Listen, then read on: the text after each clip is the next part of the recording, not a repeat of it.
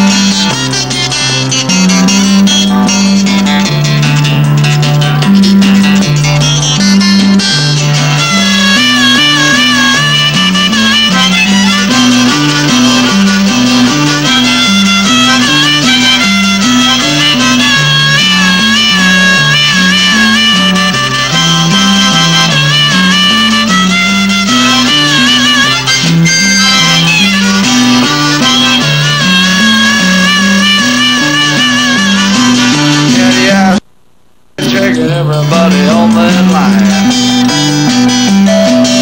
I'm a little overweight and my logbook's about a month behind, but nothing bothers me tonight. I can dodge every scale alright. 6 days on the road and I'm gonna make it home tonight. You know, my rig's a little old, but that don't make her slow, but the smoke from his stack blows out as black as Cape Red and Island coal. My hometown's coming inside. You think I'm a happy man? Well, you're right. 6 days on the road, I'm gonna make it home tonight. 6 days on the road, I'm gonna make it home tonight. 6 days on the road, I'm gonna make it home tonight. 6 days on the road and I'm gonna get some tonight.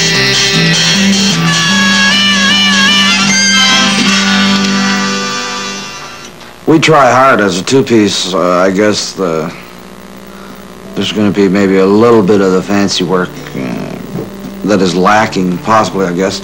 You know, I mean, the more instruments you have, I guess, the better. But I play the bass pedals, so we have the bass sound, and we have the electronic drummer that I push through a couple of EQs to try and get, you know, the right bang to it and get it up front. And the wife plays keyboard, so we get, you know, a lot of the fancy work there. And I play the guitar, harmonica, sometimes with the mandolin. We try to have a full sound. We saw each other one year. We'd already been married for about 10 years, and one year we saw each other at Christmas and Easter, and that's kind of a hard way to keep a marriage together.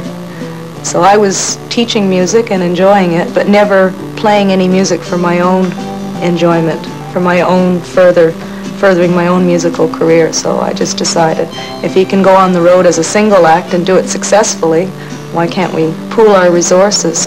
You know, I have to give dear girl credit. No, she's definitely worth her weight, you know. She don't carry the gear, but she tears it all down, and but she has definite input in the music. She's got more education in the music than I ever will have. You know, she taught music for years.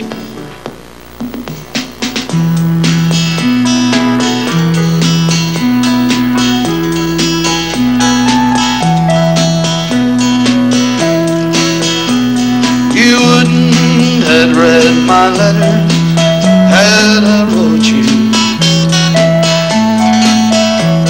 You asked me not to call, you hold the phone,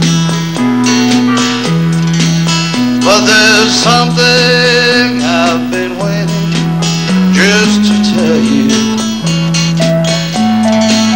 So I wrote it in the words of this song. I didn't know God made honky-tonk angels. I might have known you'd never take a wife. You gave up the only one that's ever loved you,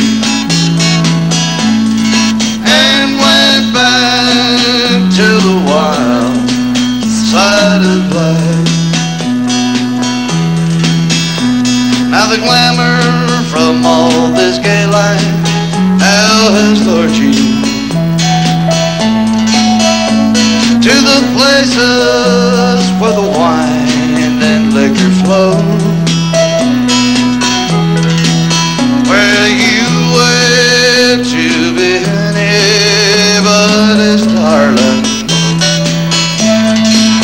and forget the truest love that you'll ever know.